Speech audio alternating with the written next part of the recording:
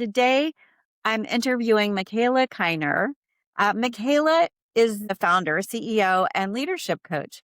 Her company, Reverb, helps organizations create healthy, inclusive cultures through HR consulting and leadership development, which so many companies need this. Prior to Reverb, Michaela held HR leadership roles at Northwest companies, including Microsoft, Starbucks, and Amazon. So, quite a good background. She enjoys coaching leaders at all levels and working with mission driven organizations. Michaela likes to hashtag work from anywhere, especially Costa Rica. And that I love Costa Rica also, Michaela. She is the author of Female Firebrands and The Reverb Way. Her young adult children are good at challenging the status quo and are a constant source of learning and laughter. And I've learned this about Michaela. There are three words to describe her approach to work, and that's kind, empathetic, and flexible. Welcome, Mikaela Kiner. I am so happy to have you on Per Perspective. I have so many questions to ask you, but the first and foremost is what was it that motivated you to start your business? Thank you so Thank you. much, Marla. It's great to be here with you. I started the business after about 15 years of working in human resources, most of that time at some of the bigger companies that you mentioned. And then I led HR for a couple of startups before going out on my own. And I think the reason for leaving was really twofold. One, I was really tired of the bureaucracy that comes with working, especially in large companies, but with human resources in particular. And I wanted to do things without the bureaucracy. I wanted to do things more quickly. But the other was really from a work life balance standpoint. I spent most of those 15 years working 60 plus hour weeks, including when I had both of my kids. And I didn't want to do that anymore. Yeah, that makes so much sense. I know I spent many years in public accounting and same thing. It's many, many hours. And at the end of the day, what are you working for? That's a very good reason. Tell me a little bit about what your childhood was like. That's such an interesting question. Both of my parents are employment attorneys. They are 81 and 85. They're both still practicing a little bit, which is ridiculous. And they're both still in the greater Seattle area. So, what I grew up with, in part, was hearing about some of the really awful things that happen in organizations, the ways that people treat one another, and this was our dinner table conversation. And I do remember, even as a pretty young child, just thinking there's got to be a better way to go about this where people can just go to work and do their work.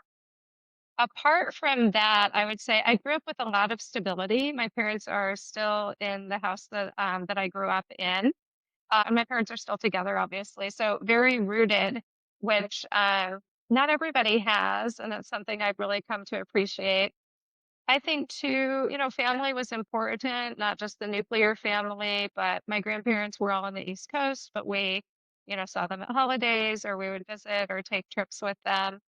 The other things that were really important to my family were achievement in academics. So not as much pressure as some kids experience, but it was clear, that you should pay attention, that you should do well in school, and that you should make something of yourself, I guess. Yeah. Having both parents as labor attorneys, I can imagine you learned a lot growing up and they were both really entrepreneurs themselves. Well, it makes it easy to see what that entrepreneurial life is like. What created that fire in your belly? Because that you need that to be an entrepreneur. Yeah.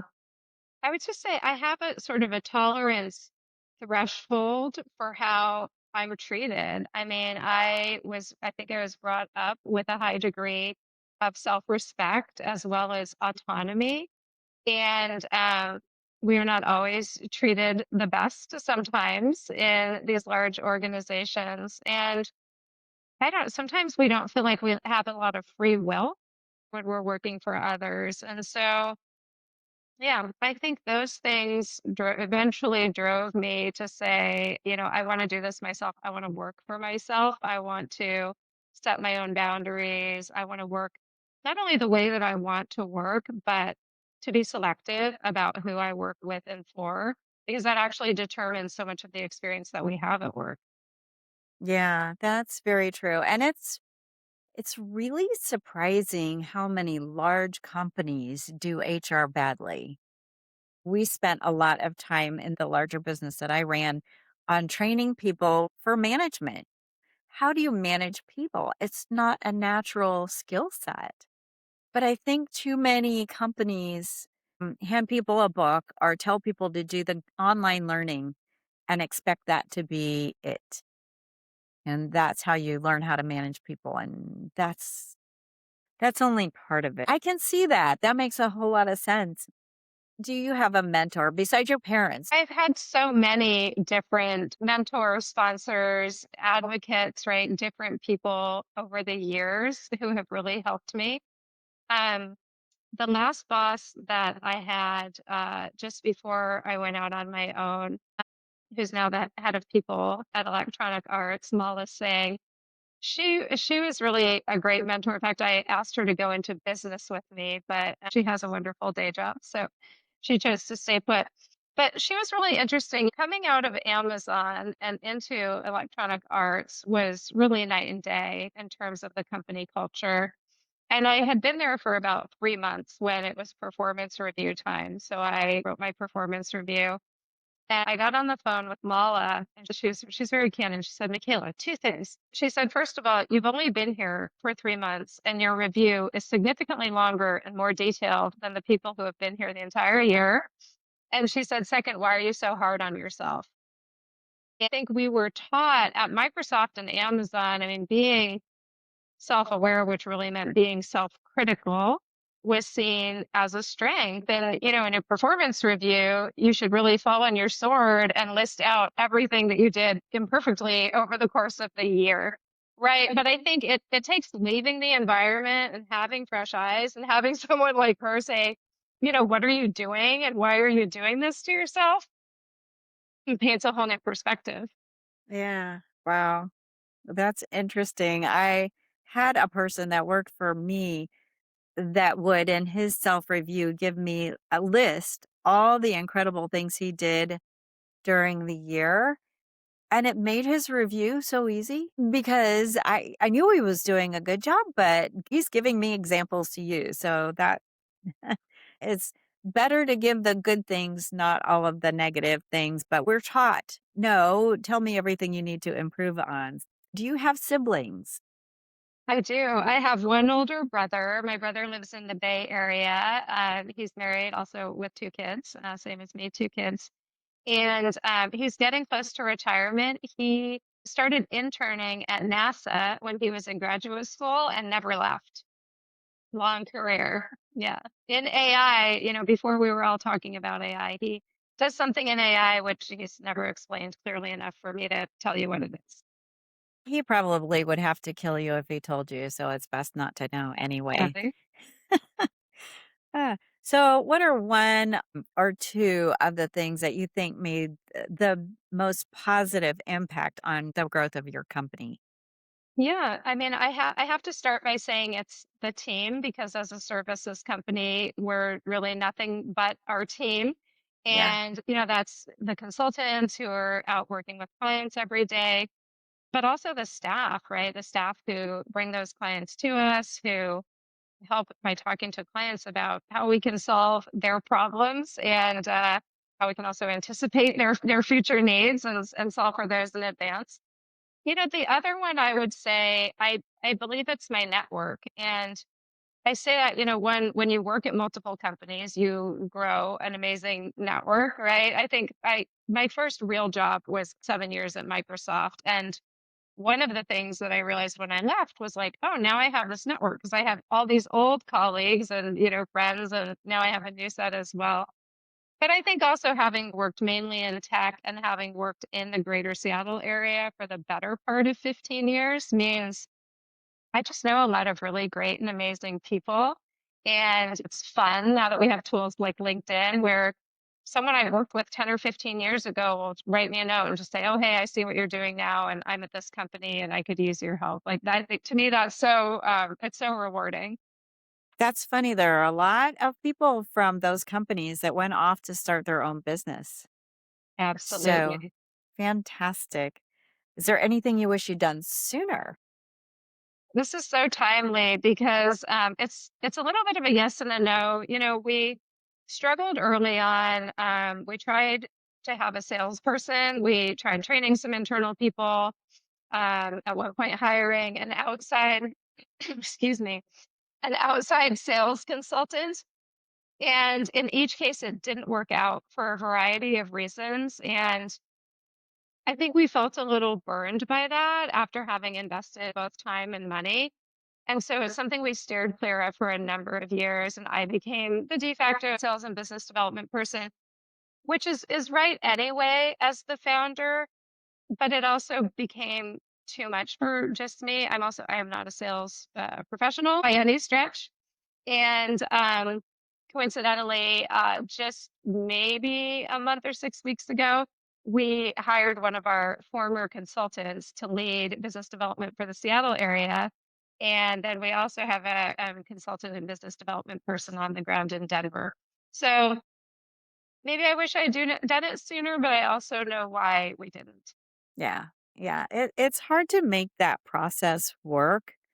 I know in running my business, I hired sales training and I use that same company to help one of my clients. And they literally tripled their revenue after using that company.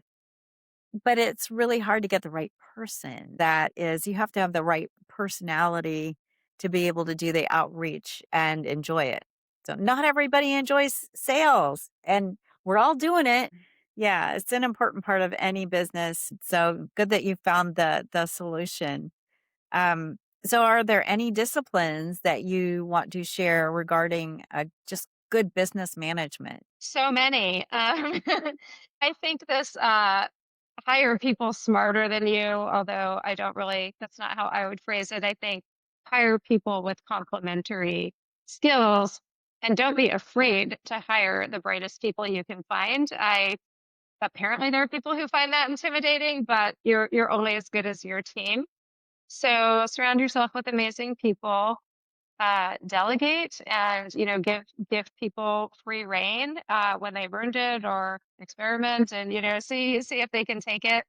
um, I know we're going to get into work life balance, and balance is something that is extremely important to me, and the only way to do it is really by surrounding yourself with great people and then trusting them to do the work. So, speaking of trust, because this has been an issue for other entrepreneurs that I know, how hard was it for you to let go of the vine, delegate, and let it go? Yeah, I mean, this would be such a fun question. Maybe I'll ask my team tomorrow because we're doing a planning offsite. But I don't think that it was hard. I think when I'm very careful about hiring, and once I've selected someone and brought them on board, I do believe in them. And yeah, I don't think I have trouble delegate. I have trouble with other things, but that is not my personal challenge. Yeah, good.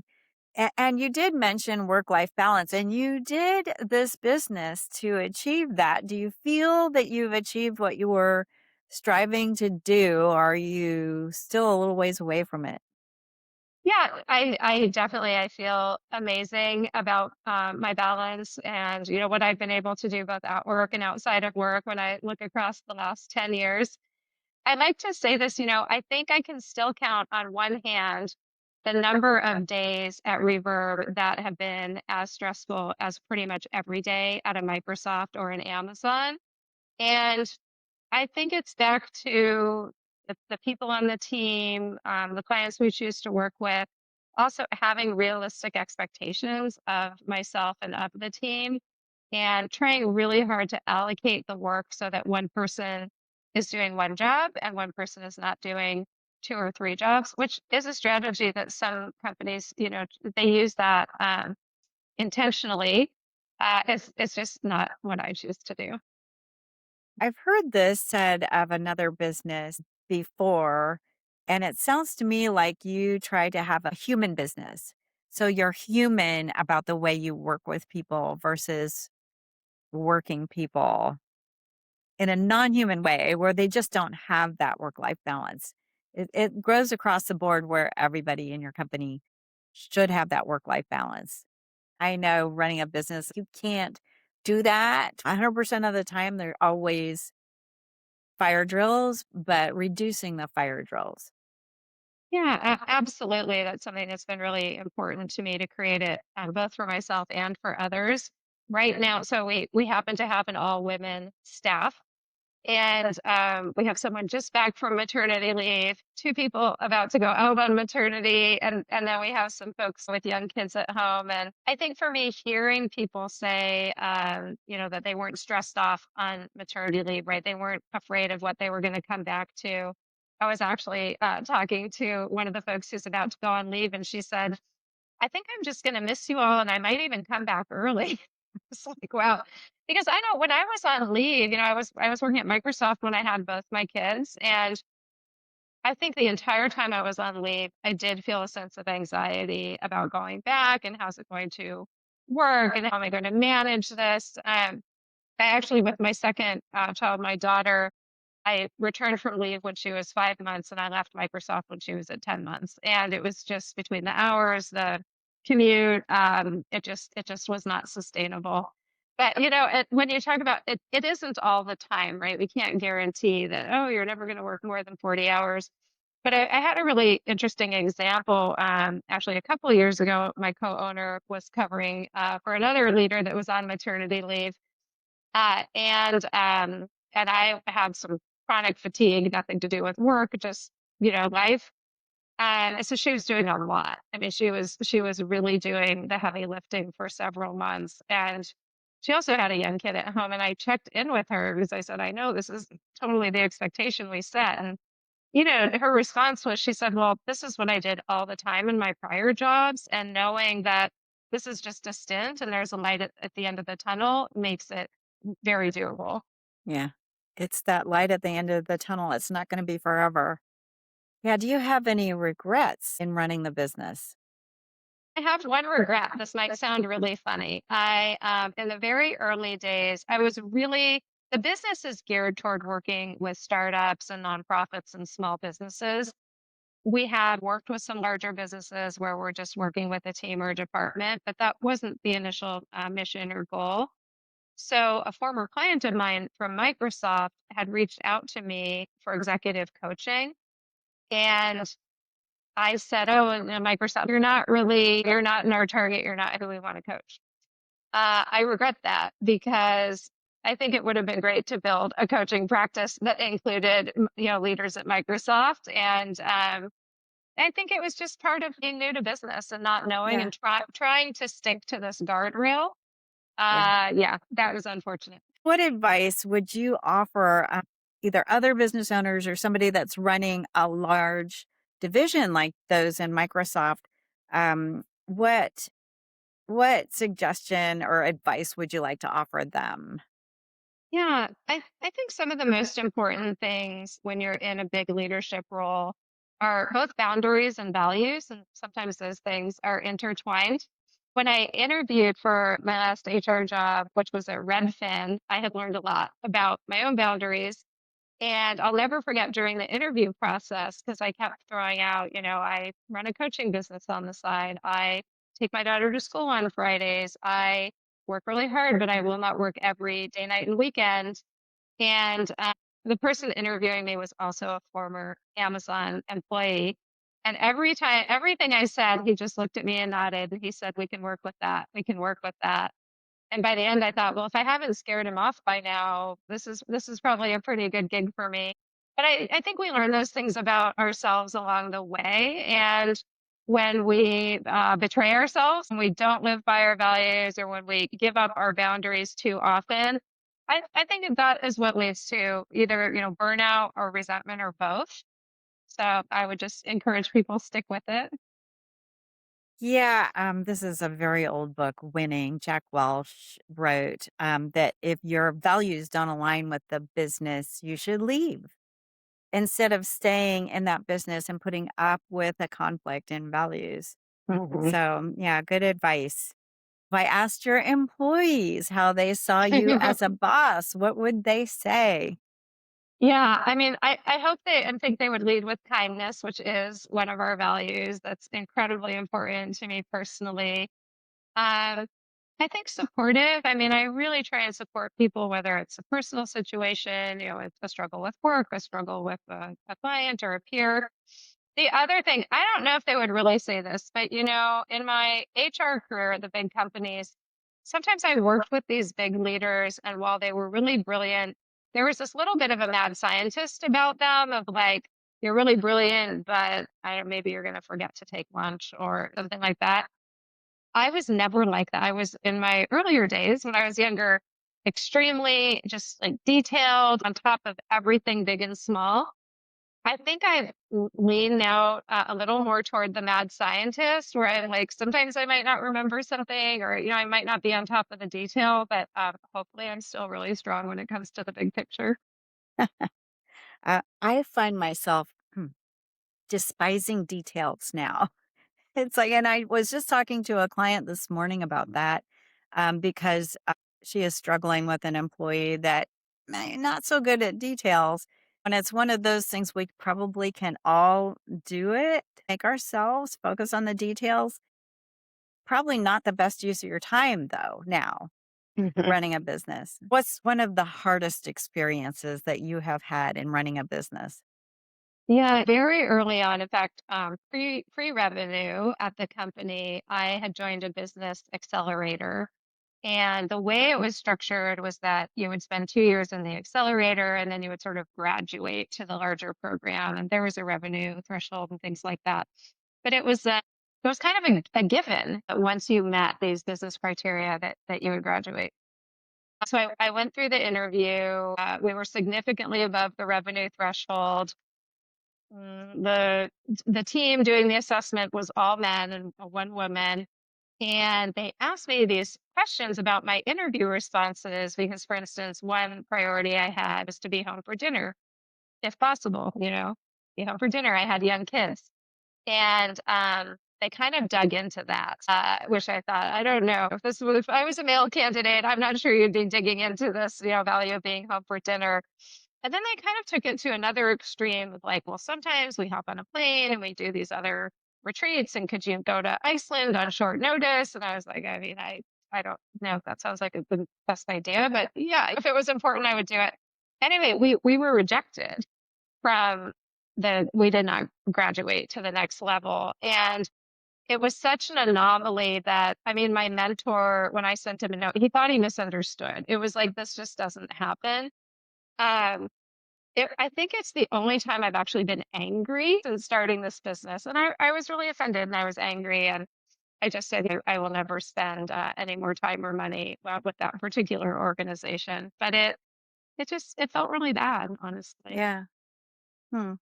That that does sound like something I frequently wonder when having conversations or situations if there was a gender difference, if it would matter. It shouldn't, but it still does. And we haven't crossed that barrier yet. And what's going on today probably doesn't help. Okay. I want to know about what business books you'd recommend. Yes, I picked, there are so many. I picked 3. They're also kind of older, 2 of the 3. The Leadership Pipeline, which is a book that I love, and I've even recommended it to coaching clients that I've worked with. A boss recommended it to me back when I was at Microsoft. It talks about the journey from individual contributor all the way up through general manager and the inflection points of each time your role changes and what you have to leave behind and what you have to start doing differently at the next level. I think that's something that so many people struggle with. That Uh-huh. I love the book, and literally, even if you just flip to each chapter and read that short list, that in and of itself is extremely valuable. Also, Multipliers by Liz Wiseman, which I feel like that book just took everything we know about how to manage well and it turned it into data about if you are a great manager, here's the output you get from employees. And oh, by the way, if you're a horrible manager, here's the output you get from your employees. Yeah. Um, the last one that's more recent is The Art of Gathering by Priya Parker. We've used that to make sure that we host our meetings and conversations in a meaningful way. My COO in particular has really relied on that. And I think it's really made a difference in how we spend our time. Nice. Did we not hear Liz at WPO? I heard her at a Hudson coaching conference. So I think it was Hudson. And I might not have been, I've only been with WPO for about 3 years, so I might have missed her. But I did have a chance to hear her, and she was an amazing speaker. Yeah. Speaking of WPO, how do you think WPO has helped you in running your business? Yeah, it's this is so timely as well because just today I was sending thanks. We have two chairs, we have co-chairs, and one had sent me a business referral, and I was thanking her for that. The other had made some great introductions, and I was thanking her for that. So I think the chairs are just so good at looking out for people and opportunities. But I think I really value the whole community, and I don't know the monthly meetings. It's such a safe place to talk about what's going on, not just work. I mean, you have both personal and professional, and kind of a place to challenge ourselves. I love this question back there is this what are you celebrating and what are you tolerating? Yeah. Yeah, that what are you tolerating question, it always gets me. It gets me to think about something and then commit to making a change, which is incredibly helpful. Yeah. Thank you. So I know Christy, right? Christy is one chapter chair, and who's the other chapter chair? Mary Jane Pioli, and they co-lead both Seattle and Bellevue, so they tag team. Yeah, I know Christy is brilliant. So I just saw her last week and just gave me one little thing that I can use. And it's like, oh, I love it. Yep, so Yeah. good. Um, and now have you experienced any retreats with your chapter? How was that for you? Yeah, I've been to 2 retreats, and I actually just got an email about our upcoming fall retreat. The retreats are great. I would say it's just like an extension of what we experience in the meetings, but such an opportunity to get to know a lot more about people personally. Just the time I saw this question, I was thinking about our retreat last fall and hiking together or cooking together and I don't know, just the kindness of how people show up. Like I was just telling someone this story actually when we do the retreat, there's a small group who volunteer and organize it, and they coordinate the food, the location, they do everything. So last year, one of those women, not only doing all of that, which is really above and beyond, she made homemade granola. She made these big jars of homemade granola, and then she brought it and she provided one for each of the houses that we were staying in. And I just like, oh, that is so it's like thoughtful and touching and tasty. But I think it's just you just have the sense of really caring for everybody, which is Yeah, really special. that's so nice. And what do you think about the peer review, the roundtables that you have? Yeah, the roundtables are great. I think we all learn from the conversation, right? Whether that is a precise issue that you're having at the moment, or you've been through it in the past, or you might be going through it in the future, right? The fact of the different industries or the different sizes of our businesses kind of falls away, Hmm. right? Because it's always an issue that you can relate to, and I'm a helper by nature. So also if it's about a people issue, which I think is often, right? There's A the lot. interpersonal conflict or performance management. Um, if I can help because of something that I've either experienced, but also something that I do through my work, then yeah, that's just extra fun for me. Yeah, nice. And it's great that you have the experience where you can help because that is, I mean, most businesses have a lot of people issues. I remember one business owner told me, well, I don't really have those issues. And I'm thinking, you must not have employees.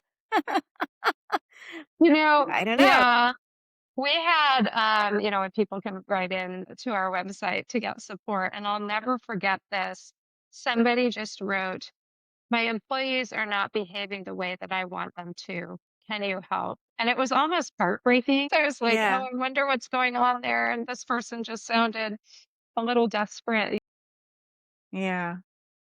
I know that you go to Costa Rica and you surf, right? You're a surfer, and that is not a safe place for surfing. They've got some pretty big I mean, that's why people go to Costa Rica to surf. Tell me about that. Okay, well, I am an aspire. I've been learning to surf. I would put it that way. I still take lessons. In fact, and when my daughter we take lessons together. We have a fabulous instructor named Juan. So we look forward to our time with Juan. And yeah, I don't know. My daughter actually is the one that started the lessons. And I thought I was too old. I mean, I have my back issues, whatever. I really did not think this was something I would be doing. And then our neighbor down there, who is my age, she told me, Sue says, I've been surfing. They got me up and standing on my first lesson. And I was like, well, if Sue can do it, I think I can do it. And sure enough, he got me up and standing on the first lesson. Nice. Um, I go in the morning. Actually, Juan is a taskmaster, and he makes it like the moon is still out. I have to usually meet him by 5:30 because he wants it before the crowds come. So you're actually out for the sunrise. So it's a little calmer. I would not say I'm surfing the huge waves, but I really enjoy it. It's really meditative. And I think which is most people these days, you have a lot going on. There's a lot on your mind. When you're out there, you really cannot think about anything but what you're doing. And Nice. so, yeah, just being able to focus on something like that and in bathtub warm water under the sun is a complete joy. That's got to be very relaxing when you can only focus on one thing. I know I felt that way about golf. Mm. So because you have to focus on the game and quit thinking about all this other stuff that gets in the way. And have you seen any sharks when you've been surfing? Just curious No. because I Okay. hear the music when I go on the ocean. Okay. Dun, dun, dun, dun. No, but at the beach near where I live, I did see a crocodile in the ocean. Yes, yes, there are crocodiles, and they come from this freshwater inlet thing, and they go into the Yeah. ocean. And there was a group of surfers who had spotted the crocodile and dashed out, which is how I saw the whole thing. And it was, I don't think it was as scary as a shark, but it was very interesting. Yeah, they can do some damage. For sure. I've also seen two poisonous snakes on the beach, which people told me that they were poisonous. So, yeah, that was also interesting. Yeah, Costa Rica can be a little more dangerous than Washington State. Yeah, in I don't different know. ways. Different D- ways. True, different ways. Yeah. How long have you been going to Costa Rica? Just curious. Yeah, so I've been going just a bit since about 2018, and then it was once my kids were both out of the house. I had been waiting for the kids to be out of the house where I could actually go and work remote and spend a few months. Next winter, which I've already booked my time, will be my fourth year. Yeah. It is beautiful. I've been to Costa Rica twice, and there's so much to do there. So my fond moments was zip lining at some ridiculous distance from the ground. And I'm afraid of heights, but I did it. And then That, horseback riding. that zip line, that's really brave if you're afraid of heights. There is so much to do, and it's so incredibly beautiful. There's actually a 16-mile coast to coast hike. And so last year, a friend and I, we did the first leg. So it's in stages. So we did stage 1 to 5. And we do aspire or plan over time to go back and finish and all the way to the other coast. It's beautiful. It's absolutely beautiful. I'm sure it is, but I bet it's not an easy hike. It's not easy, but we did it with a guide. I mean, I would not do it without a guide. We did it with a guide, and it was really manageable. It was so funny, actually. Our guide, who was like this 22-year-old kid who went to like ecotourism college, and he was talking about a previous group. He was telling a story, and he said, one of the girls, he said she was doing this and this. He said, yeah, she was 70 years old. I was like, oh, one of the girls. So, I mean, they make it doable for all ages, really, which is Yeah. great. Nice. So instead of doing the Appalachian Trail or the trail in Spain, go to Costa Rica because 16 miles is doable Absolutely. Absolutely. in 2 days for me. But okay. So I did not ask you, do you have any podcasts other than Per Her Perspective that you like to listen to or watch? It's so interesting because I love podcasts. I listen to a podcast every single night when I go to bed, and then I often listen to them when I'm walking as well. I have not recently been listening to any business podcasts. I'm a big true crime fan. That's probably my number one. And then there's some really good fiction that I like. And yeah, that's just what I've been into lately. Nice. News, obviously, but I don't even feel like that counts. It's just news. Yeah. Yeah. That doesn't necessarily help you calm. Yeah. What is it that drives you, Michaela, above all else? Oh my gosh. I feel like at the Miss America pageant, everyone would say world peace. I Yes. do. I'm not saying world peace, but I was going to say leaving the world a better place. But I think really, I don't know. I guess I would go back to kindness because when I think about what's important to me personally, what's important at work, but then also what's important to me when I look at my kids, and it is truly that they are kind people, that they're kind to others. I mean, I think, yeah, if I was going to sort of judge myself as a parent on one thing, it would probably be that. Yeah. Nice. Now, is there any question that I have not asked you that I should have? Ah, gosh, you're so comprehensive. Well, yes, you haven't asked me about my retirement plans.